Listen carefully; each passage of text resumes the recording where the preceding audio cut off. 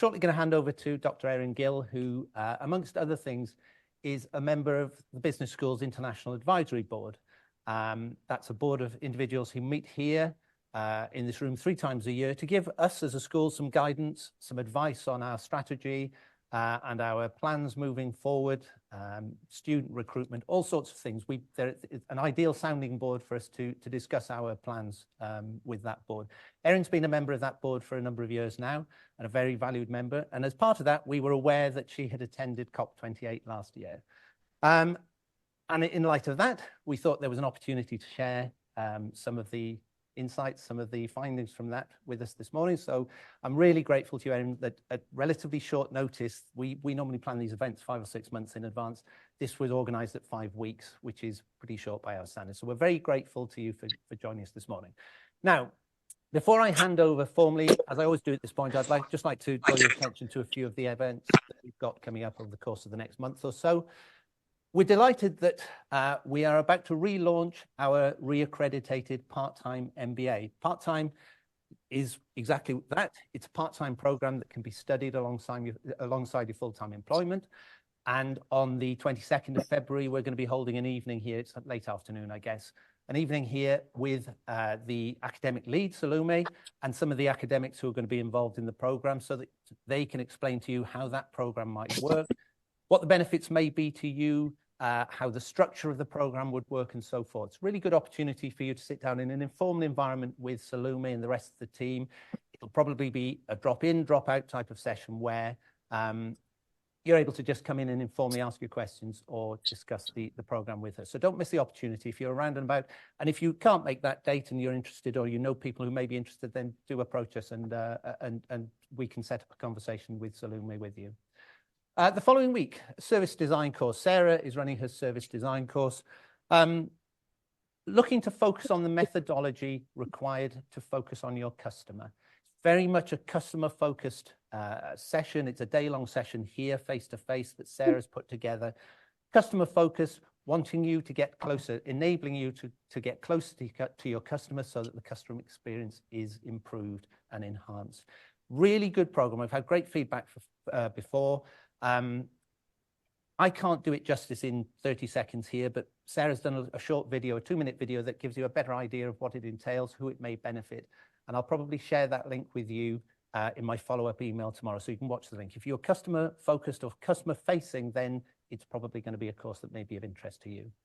And then our February breakfast briefing with Derek Walker also happens to be a previous member of our International Advisory Board. Derek is going to join us to talk through some of the long-term visions that he has for Cymru Can and what their plans are, how they're hoping to implement some of those plans, and what support they may need from businesses. That's the specific area that we're interested in, how businesses can help them and us achieve their goals, which in turn lead to a better Wales to live in. That's the ultimate aim.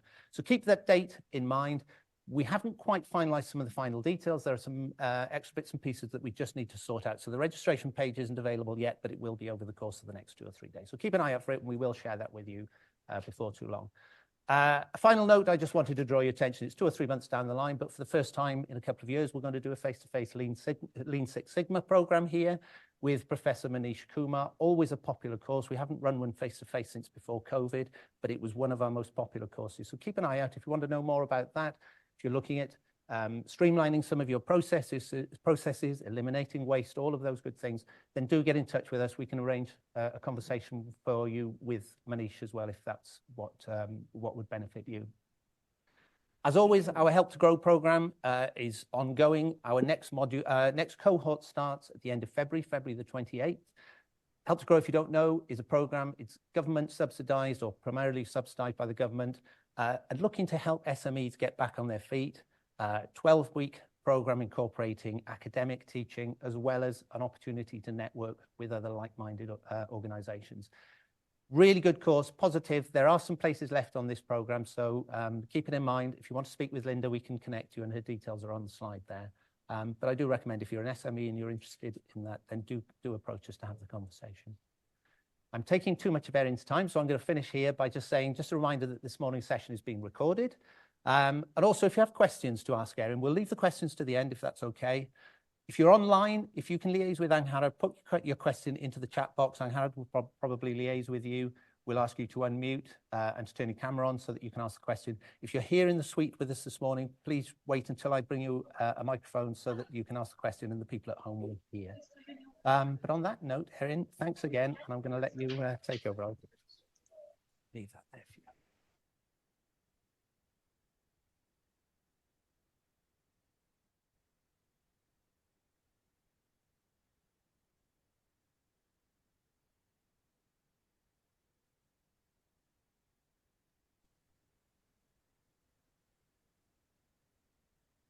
Is that right? Yeah. Super.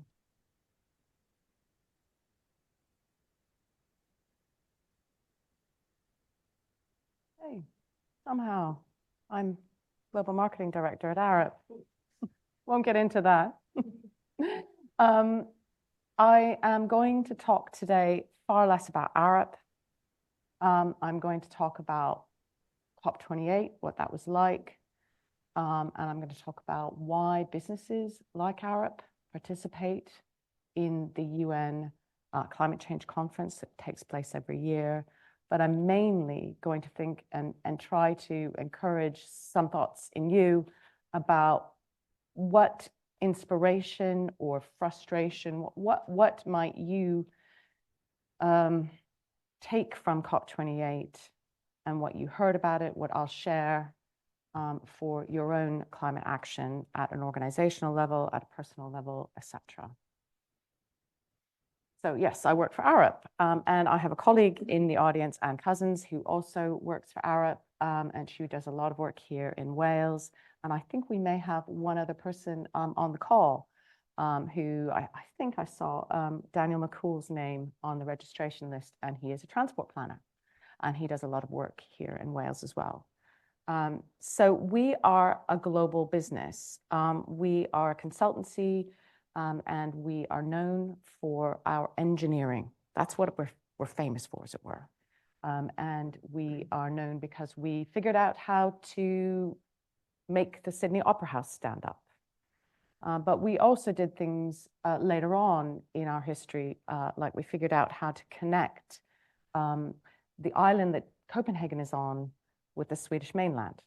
And so we did the engineering work on that. So we're known for our bridges, we're known for our tunnels, but we are also known for things like coastal resilience work. We're known for taking nature-based solutions as a concept and really bringing it into reality, and particularly in Wales. In Wales, we do a lot of work around nature-based solutions. So what we're doing is we're bringing natural systems together with engineering. Beyond that, we also work on strategies. So global, we work with global businesses and governments, national governments, around their climate change strategies and their plans, how to make those strategies actually happen in real life. And that's actually something that Anne Cousins focuses on. So I'm really pleased that I was invited to step in at the last minute and talk about COP28, but particularly to speak to an audience that's focused largely on Wales, because before I go on and really talk about the experiences that I've had at COP26, COP27, and COP28, and what we've learned, I just want to say how much I love Wales. So I grew up in Canada. I grew up in a village of 50 people, an hour from the capital city. It wasn't a place that many people thought of. It wasn't a place that attracted much money. I still love it. I go back there. But I've lived here on this island for almost 30 years. And very shortly after I moved here, I began to spend an enormous amount of time in Wales for all sorts of reasons. And I think one of the reasons that Wales means so much to me is that it reminds me of where I grew up. And I want to be close to that.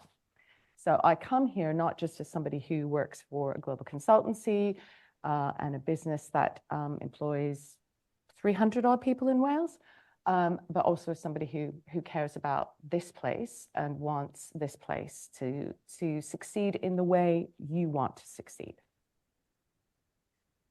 the structure, this is sort of what I was thinking about when I was trying to imagine what could I share. Is COP worth it? I will address this briefly. We could spend all day talking about that. And I don't want to talk too much about it because it happens. And sometimes I think people put a lot of energy into deciding whether they think COP is worth it or whether they think it should happen when it's going to happen. So maybe we should put our energy somewhere else, like what can we do in the organizations that we're a part of? But what happened at COP that is relevant to us? And I think that's quite difficult sometimes because it feels so remote, and it also, the headlines have to be very reductive. So what the headlines say about what happened at a UN climate change conference naturally are very hard to interpret. But I'll try and share what I think was relevant at COP28 that would be something you could think about, and what I'm thinking about. And then what can we do? And by we, I am thinking about organizationally what can we, within our communities, within our places, organizations, whether they're private or public sector organizations, etc. And then the building knowledge and skills on a mass scale. I never can help but talk about this a little bit, because I do think that so much of the uncertainty and debate around, is COP worth it, or all the debate around climate change is actually made more intense by a lack of knowledge and skills, which we all have, right? So we can all work on it. And then finally, I just want to share a bit of inspiration, some people who inspired me when I was in Dubai in December, and some resources. And we'll share these slides afterwards. And I'm going to share some photographs that I took. So please, I apologize for the lack of professional photography, but I did want to give you a bit of an insider's view of what COP28 was like, and to kind of demystify a bit. So there is this question was COP28 worth it, or are climate COPs worth it? And I really think we need to understand what they are and what they're meant to be before we kind of immediately say, it was bad or good. This photograph on the slide is a photograph I took as I was arriving one morning towards the end of COP28. And I thought, I want to capture what it's like to arrive at the metro station. The metro station that's at the end of the line. It goes to this place called Expo City, which is Dubai's primary event space venue. And the whole world is there. And the whole world was there as we were getting off the metro. It's a driverless metro. It's pretty cool. And we were walking down that ramp, and I just thought, yeah, the whole world is here. Almost 200 nations represented. And that's what makes it complex. And they are, the national delegations are there to argue with each other. They're meant to argue with each other. So if it feels messy, it's because it is messy. Achieving some sort of agreement across, 193 nations is not meant to be simple. So I just wanted to make that point. The other thing I also want to always kind of emphasize is that in addition to the kind of nation-state negotiations, which are at the heart of each climate COP, there are what are called subnational governments. Subnational governments in UN speak means regional governments that don't have nation-state status, cities, and they're very visible, and they're becoming more so, right? Because sometimes you can take action at a city or a regional level in a way that is just so much harder at a national level. So a lot of subnational governments, a lot of activity, and Arup spends a lot of time actually trying to work with governments at that scale, because they seem to move a little bit more quickly at times. So are climate COPs worth it? It's up for everyone to decide, but I wanted to show you a few people who were in Dubai, and these are people who decided it was worth it. So on the left-hand side of the slide is Benoit Charette. And Benoit Charette is the Minister for Environment and Climate Change in the government of Quebec. And he was there because Quebec takes a leading role within Canada to champion accelerated climate action. It makes a lot of money from the sale of hydroelectricity to New York and other US states. So it has a perspective. And they have just, this gentleman, Benoit Charette, has just taken on the co-presidency of an international alliance called Beyond Oil and Gas Alliance. And it's a really good example of a regional government with non-nation state status, seeking to take a leadership role internationally on climate change. Quebec has a long track record of that, and I know that Wales and Quebec have good relationship and know each other quite well. So I thought I'd mention Benoit. On the right-hand side, there is the tiniest politician I've met, actually, but I haven't met all of the tiny politicians in the world. She's amazing. Her name is Michelle Grisham. She's governor of New Mexico. And I wanted to show this photograph of her in full swing. She's got like 8-inch heels on, and she is giving a rousing political speech, and she's talking about what she's been doing and what the state of New Mexico in the US has been doing to take climate action. New Mexico does not have a lot of money. New Mexico has always been a poor state. It is, of course, where, you know, the Manhattan Project had its culmination in a way. It has a large First Nations population, or Native population, Indigenous population, and they own a lot of land. And there's all sorts of kind of ways in which New Mexico might be a place where people feel they can't take climate action, but they do, and they are. And she was telling us about it. And then I just like, in the middle, I just like to draw attention to the group of people who are holding these soft, I don't know, objects. They're SDGs, the Sustainable Development Goals. But one of my colleagues is in the photograph, Kelly Charlesworth, and she has just been talking with mayors from South Africa and a range of other nations.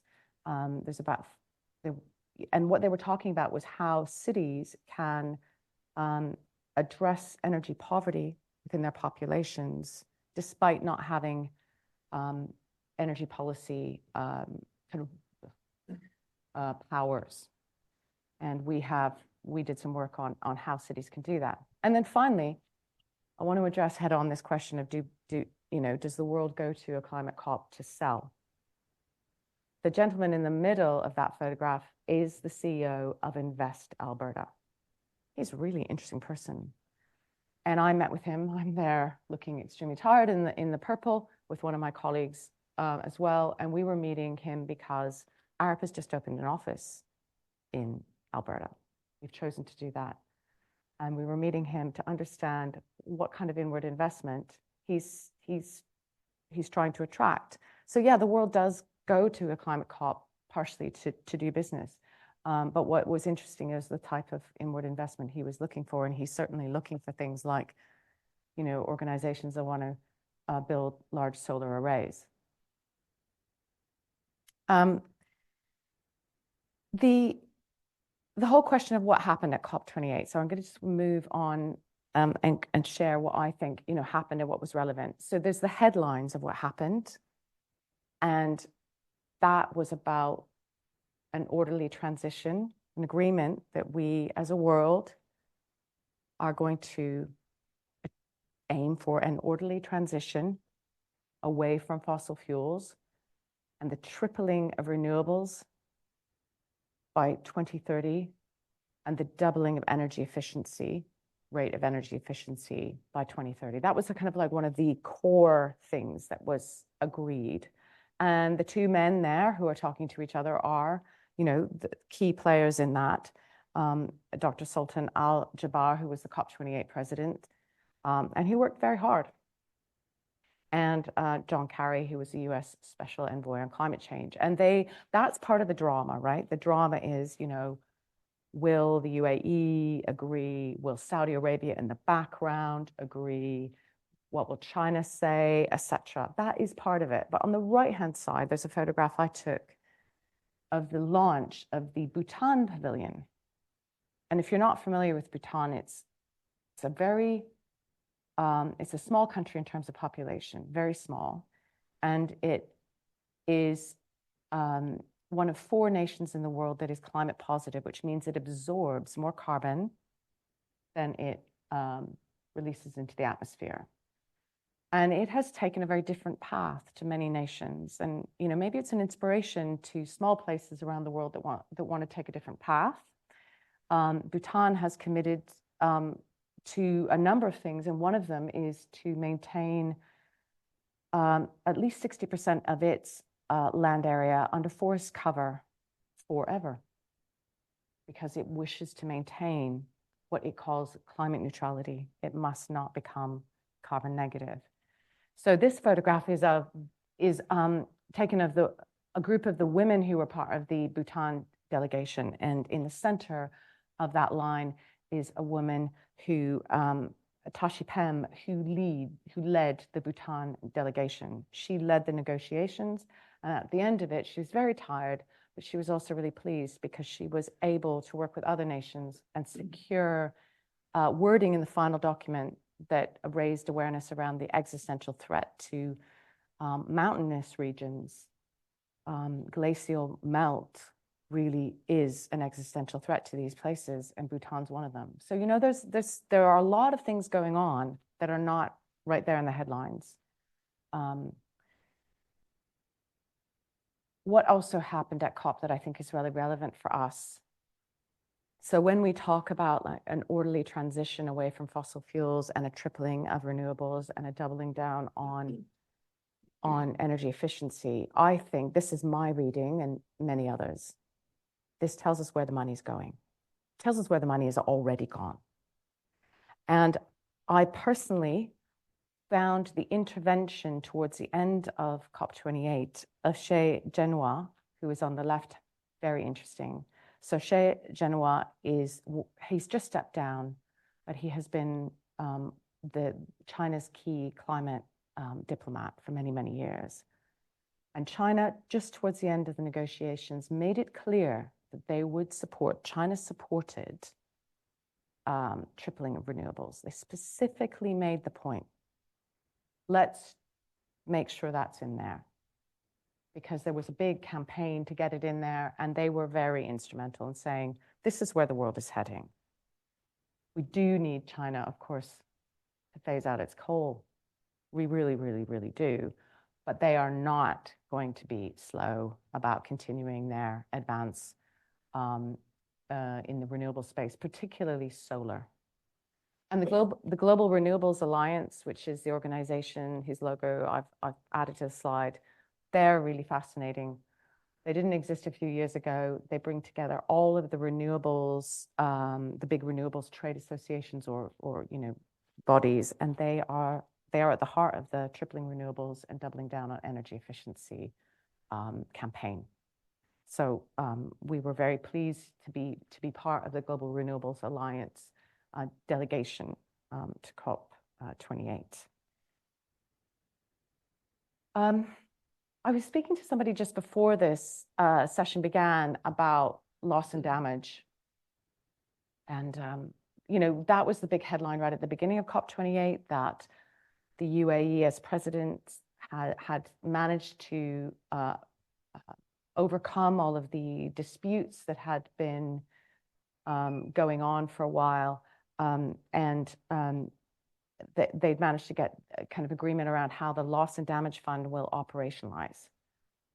And I think for a place like Wales or for other places that have a coal mining heritage, I think loss and damage is a really interesting thing, because what it is about, it's about a conversation between the places, advanced economies that have contributed significantly to the situation that we're in now. That's us. And places that are facing the most extreme, irreversible loss and damage from climate change. So that is like the places that are already kind of saying, okay, we won't be here in 15 years.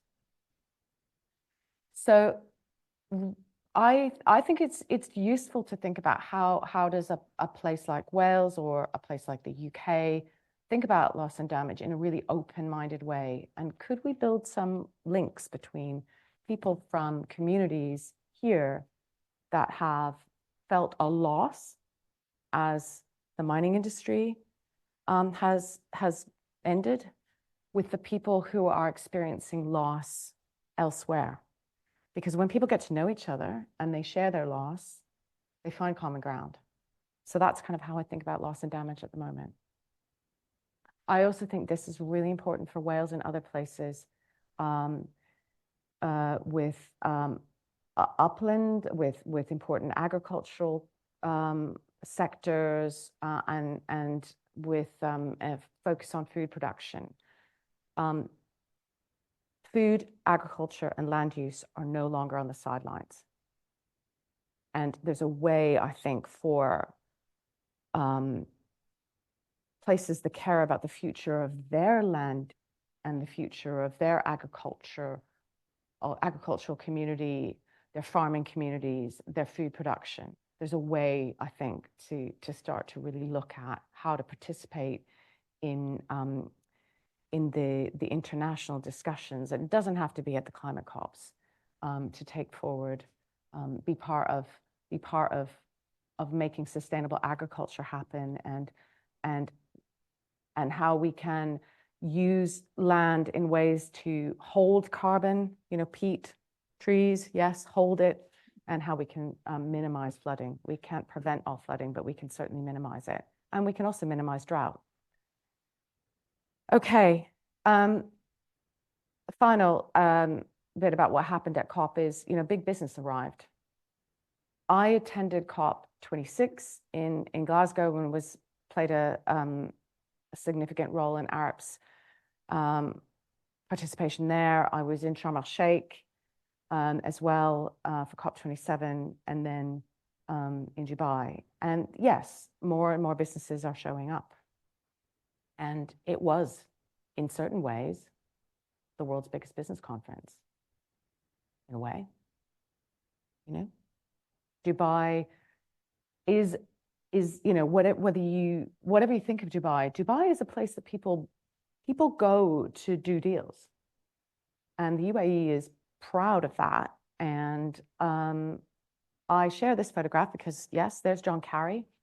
He was not there to do business. He was there to advance climate action. He was there with a really good focus on service.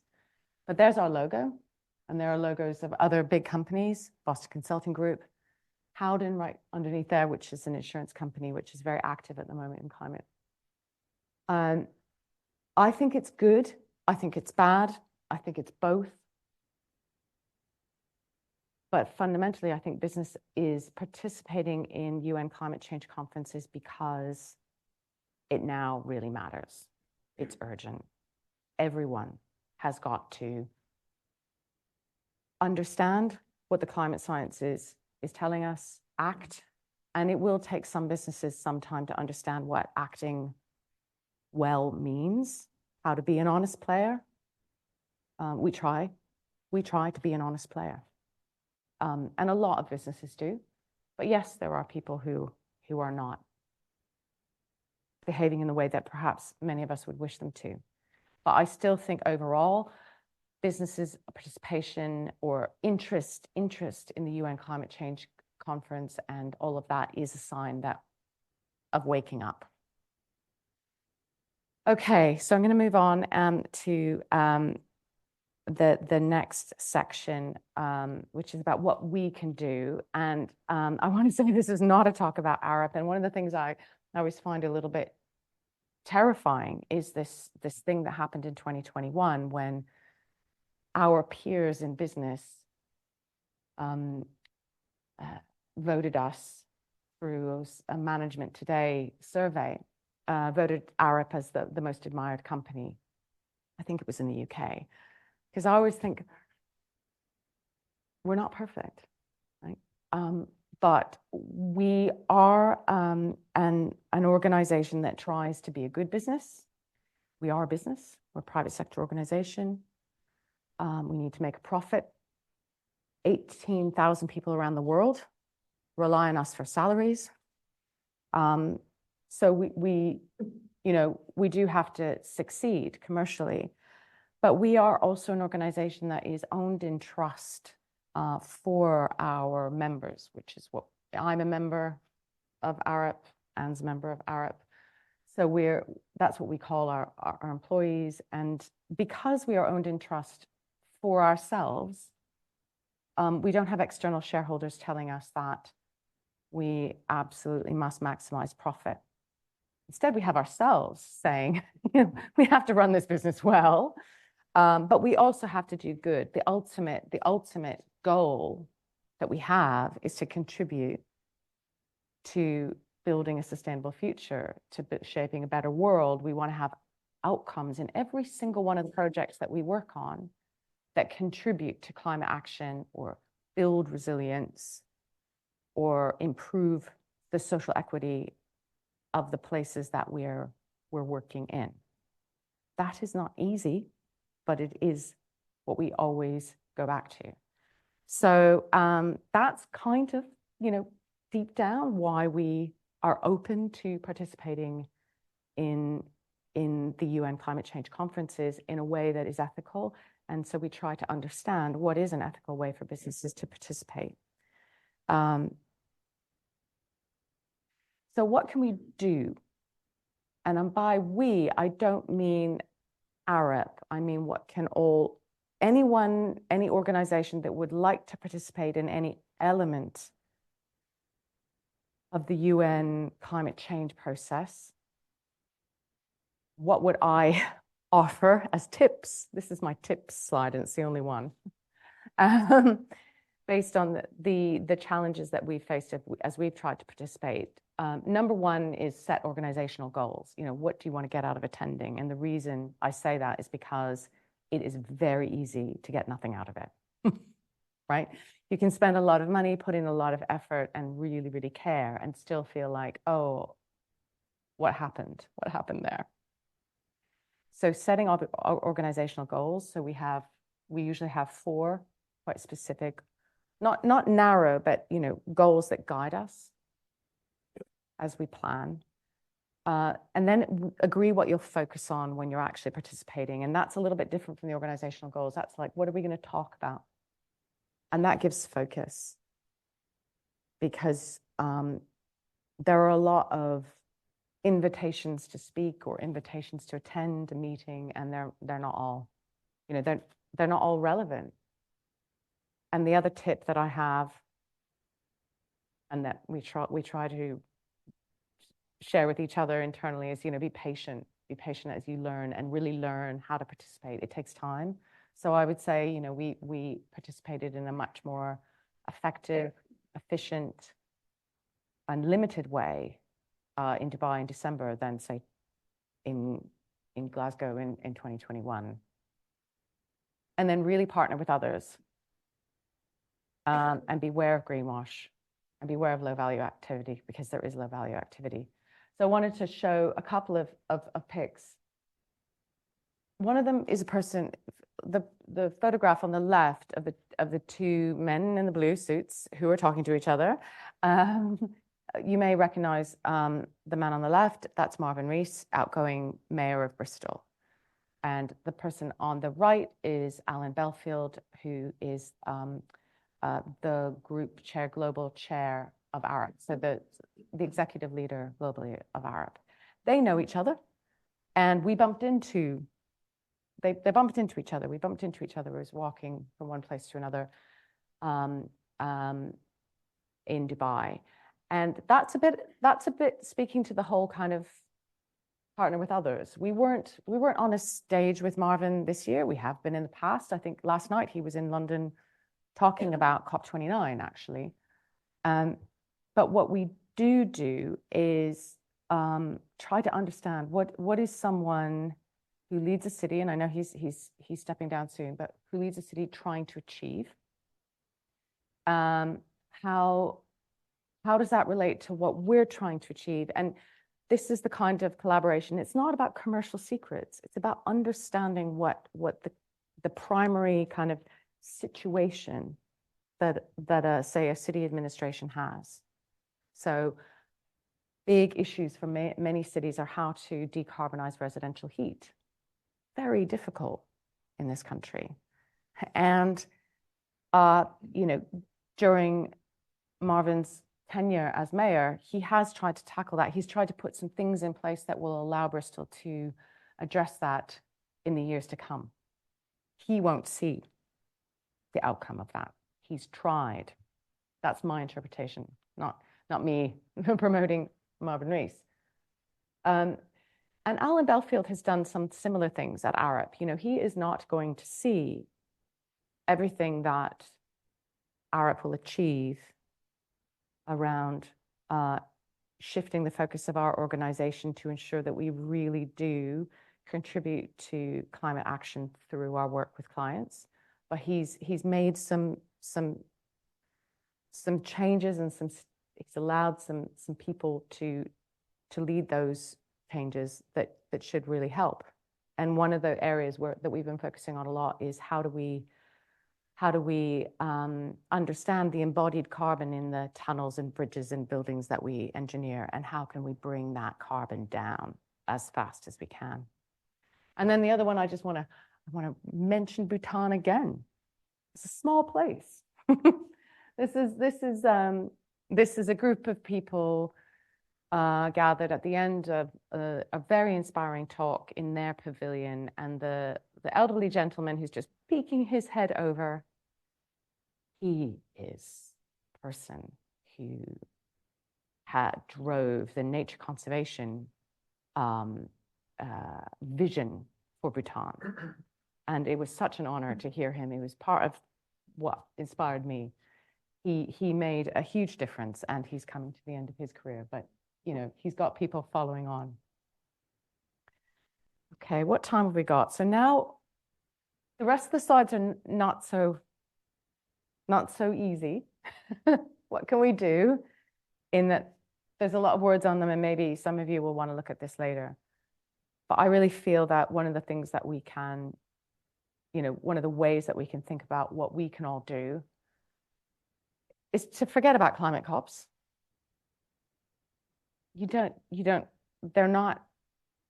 have to pay any attention to them, but we do have to recognize the climate action is extremely urgent. We have to go deeper, we have to be faster, and we have to listen to the science. So I think we have to accept the science. Except there's no magic bullet. There is not one technology that will solve this. And there is not one sector of the economy that is the villain. Join with others. Find the alliances that are truly focused on action. Be part of those alliances. If you think you're a part of an alliance that isn't focused on action, get out and find another one. And I would argue, stop the blame. We are all climate villains. We can all be climate angels. No one is pure. And everything that we do drives emissions because of the way that is embedded into everything. So we have to collectively take the carbon out of our systems. And a lot of that has to do with the energy transition. And then we'll become the climate angels that we want to be. And do the work. And the work is decarbonize, so mitigation, what's called in UN speak, climate mitigation. And it's not a particularly useful term, I think, because it's so opaque. But it's about decarbonizing, it's about taking the carbon out of, and the other greenhouse gases like methane out of our systems. And then at the same time and with the same determination, build resilience to the intensifying extreme weather and other climate change impacts that we're already experiencing and that will get worse. So that's climate adaptation. That's a much more accessible word or term, I think. But adaptation and mitigation are not in competition with each other. That's been Arup's policy for quite a few years. We don't want to set them off against each other because both are essential. If we just adapt to the increasing impacts, but we don't remove carbon, the impacts will never stop getting worse. Because the root cause are the emissions. So we have to mitigate. But if we mitigate only and we ignore adaptation, you know, people's houses will be flooded, crops will fail, you know. So we have to do both at the same time. And on one slide, this would be what I would suggest, based on my knowledge, which is not different from perhaps what Chris Stark and Derek Walker will be speaking about soon, later this morning, about Wales's pathway to net zero. I haven't seen any of their slides in advance, but what I would say is probably not massively different. And the reason for that is that we understand, we actually understand which sectors to focus on. We understand, you know, we've got most of the technologies, almost, I would say we have all of the technologies we need right now. But yeah, so perhaps the things that would be interesting to point out on this slide, if you can see it, is that we hear a lot about the transition, the energy transition, and that's incredibly important. It is at the heart of decarbonization. We hear about transport, and I'm a big sustainable transport person myself, but I also think that what people perhaps do welcome is when people who are in the climate change space acknowledge that there will need to be different solutions or different modes for different situations. I grew up in a rural area, and I understand what car dependency means, and I also understand how the private car offers people freedom. I also am somebody who has become an adult who will cycle or walk first, always. Partially because I grew up so car dependent and I found it a bit of a cage. But I do really think that when we have some of these kind of flashpoints that we need to bring some understanding and empathy to what people are trying to protect. And then the whole kind of piece around land management and agriculture, I just put those 2 bullet points on there because I really, really think that's coming up the agenda. And Wales, this is something Wales could really understand and grapple with and possibly lead on. And then I just wanted to make the point that climate adaptation is what helps to build resilience. It's not the only thing that delivers resilience, but we are going to need to be able to recover repeatedly from shocks. And that was one thing we were acknowledging when we were in Dubai. Repeated recovery from shocks. The shocks won't stop. So it's the ability to recover and regain operational capability, confidence, financial stability. What can we do? What does progress look like and feel like? So I put these 2 photographs on here because these are from Dubai. They both feature individuals from Arup, colleagues who were right on that big stage.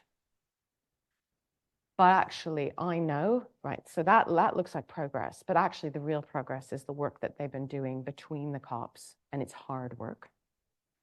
And both of these people, our Global Sustainable Development Director, Joe De Silva, and Nigel Tonks, our Sustainable Development Leader in the UK, they were both talking about the work that we're doing with others to take the carbon out of building design and engineering and construction. How do we get that out so that when you retrofit a building, it is properly a low carbon retrofit, or when you have to to design a new building. So they've been working very hard on that. And we as an organization, thousands of people around the world at Arup have been working on that. Finally, I just want to say, none of us knows everything. I firmly believe in the importance of mass knowledge and mass skills on this issue. None of us had the perfect education when it came to climate science, unless you did perhaps a undergraduate degree in environmental science or physical geography or something. So I'm a big fan of the Carbon Literacy Project and the training that it accredits. And I believe Cynal Cymru is a Carbon Literacy Project accredited trainer. And I also wanted to share this photograph of this was the Climate Assembly UK, and Chris Stark, who leads the Climate Change Committee, was involved in this. It was commissioned by Westminster, by the Parliament, not the government. And it brought together about 100 people from around this island, and they were representative of the population, and they learned about climate change, they learned the climate science, and then they made recommendations. They talked it through. They came to a collective agreement and made recommendations about what this country, this island should do. And I keep thinking, Wales is small enough, in my view, population-wise, to do some similar assembly type activities. I think they're powerful. And then inspiration. The woman on the left there, who's in the green, Razan Al Mubarak. People step up, and she's just amazing. What an inspiration. She's there saying hello to one of my colleagues, Dima Zogeb, who's an urban planner. And Razan Al Mubarak is from the UAE. She leads the UN Nature Conservation Agency, the IUCN, and she was the climate champion for COP28 and will be going into COP29. Oh, she's amazing. So there are people out there, and they do have they do have impact. And Conchita, I'm not sure how to pronounce her surname. I love the fact that she is the co-founder of the National Articulation of Indigenous Women Warriors. She's a woman warrior, and she was. And she reminded us that she feels sorry for us. She actually pities us for our lack of connection to nature. She's going to be a force at COP29, COP30 in Brazil. And she's already going to push us as hard as she can.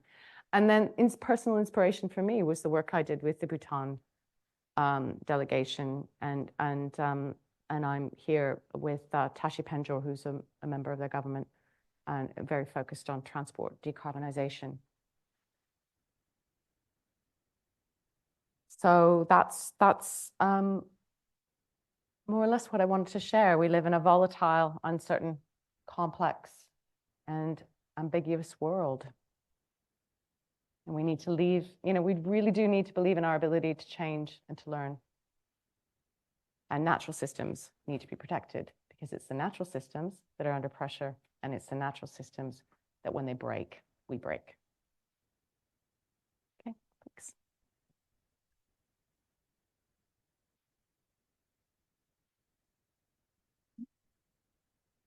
Thank you so much, Erin, for that. That's been really interesting. We have about 10 minutes, maybe a bit less than that, if anybody has any questions. I don't think there was anything online as yet. Does anybody here in the audience? I'll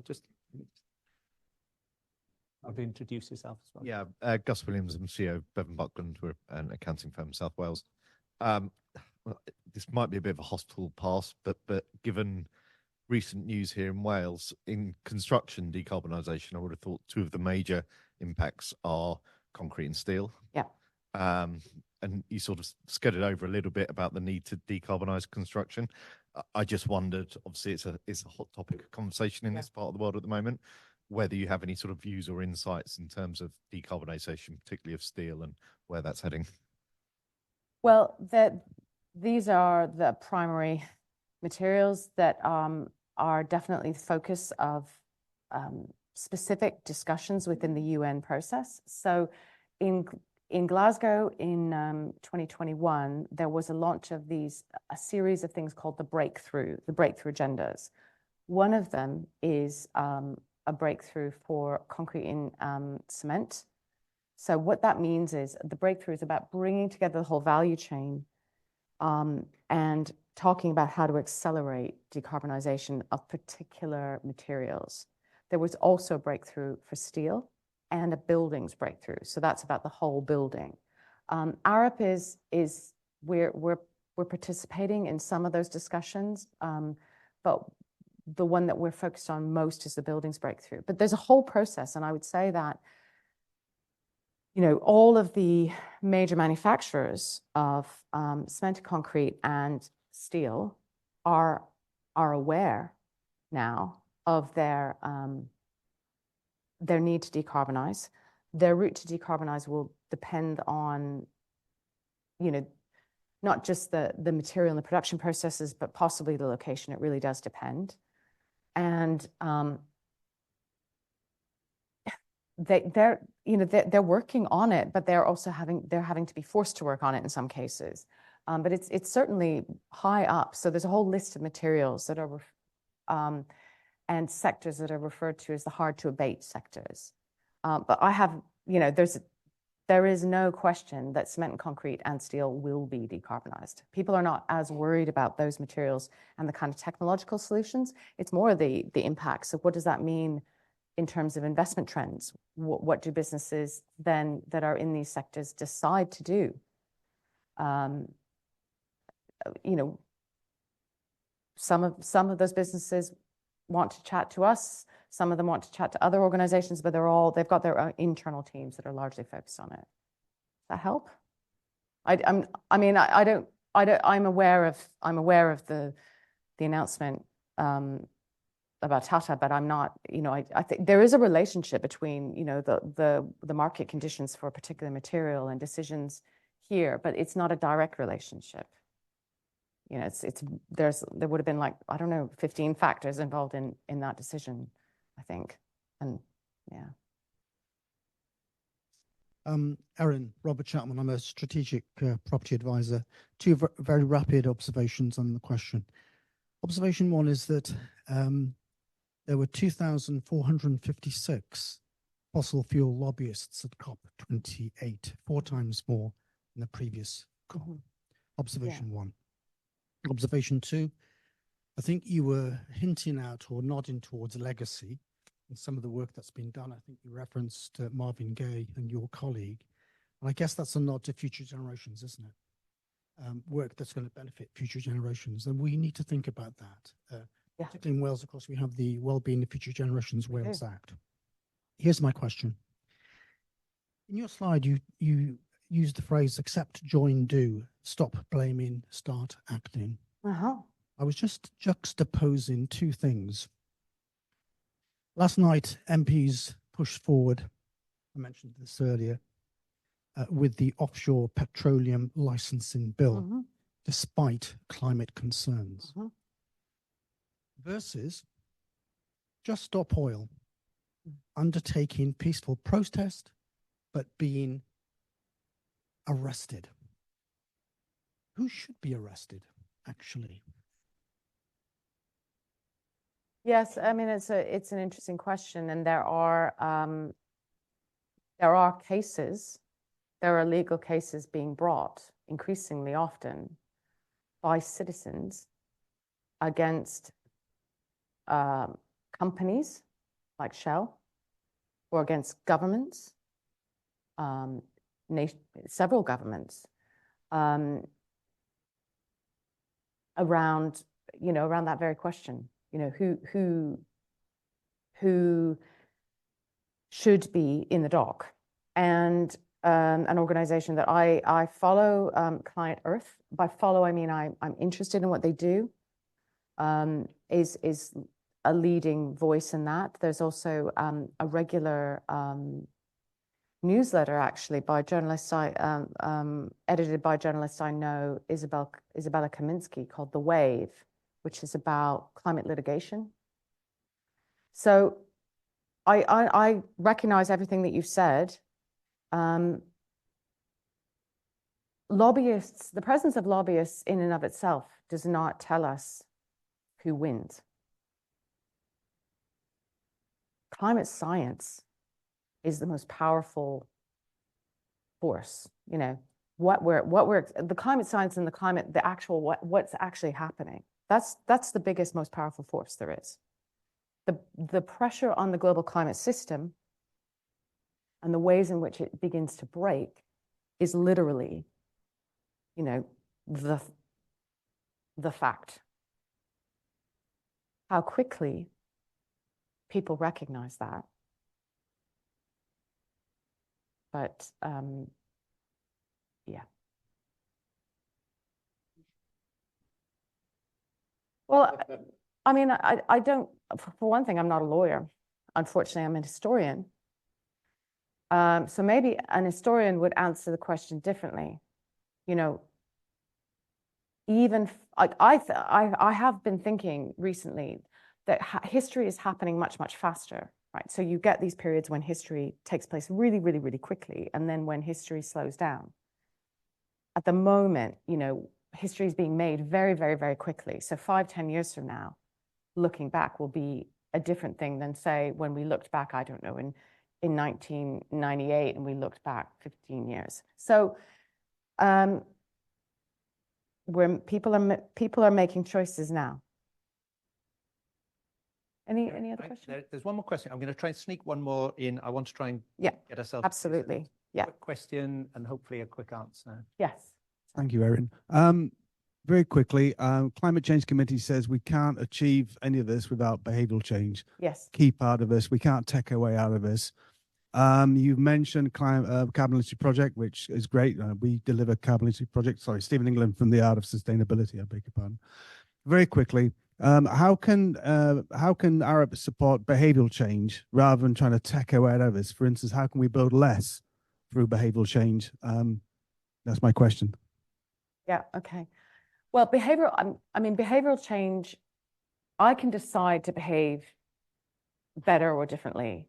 But if the systems around me make that impossible, economically, incredibly challenging, etc., then there are going to be very, very few people who do it. And this is the situation that we're in, right?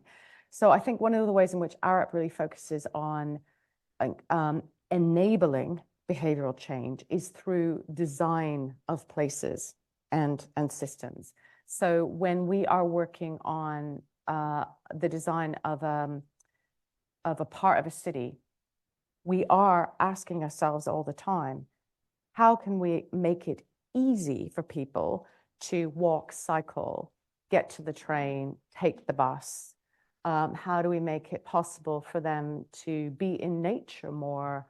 And that is something we're doing around the world all the time. And one of the examples would, you know, I know some of the work that we've done here in Cardiff, but in Bristol, Dar es Salaam, we're doing that always. And that's about enabling behavioral change. We need policy to enable behavioral change as well, but we also just need, like, you know, an easy way to like, if it's 5 miles from where you live and where you work, then those 5 miles have got to be miles that you could cycle or walk. And where I live, that's possible.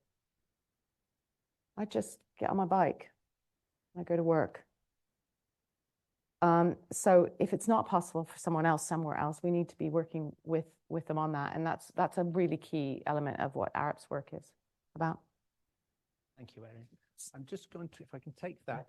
Thank you, everybody. I'm aware there are lots of other events taking place over the course of the next few months that are similar to what we've discussed this morning. So we've just lost the slide. There should be one more slide we were going to see. I'm going to forward on some details to you of a couple of other events which are taking place over the course of the next few weeks. One of them is over in Spark. They're longer events. I think they may be in-person only events, but I'll share the details with you in greater detail. And I'm aware that something else has come through the chat this morning. So lots of events on similar sorts of topics, which you may find of interest, and I'll share that information with you. Erin, I just wanted to say thank you so much for joining us this morning. Lots of questions and probably fewer answers. I think that's probably one of the things that comes out of today, but very enlightening. I have to say, I hadn't really thought that this morning so much focus would be on Bhutan. That was one of the things I hadn't anticipated, but then I should live and learn. These briefings are always the same like that. Can I just say a big thank you to you all who've joined us. Diolch yn fawr iawn I chi am cwmni chi eto bore yma. Gobeithio fawr fyddwn i'ch gweld chi eto mis nesa. I hope that we see you again next month and join Derek Walker. That will be the joining instructions, or the registration instructions will come out soon. Until then, have a great day. Thank you.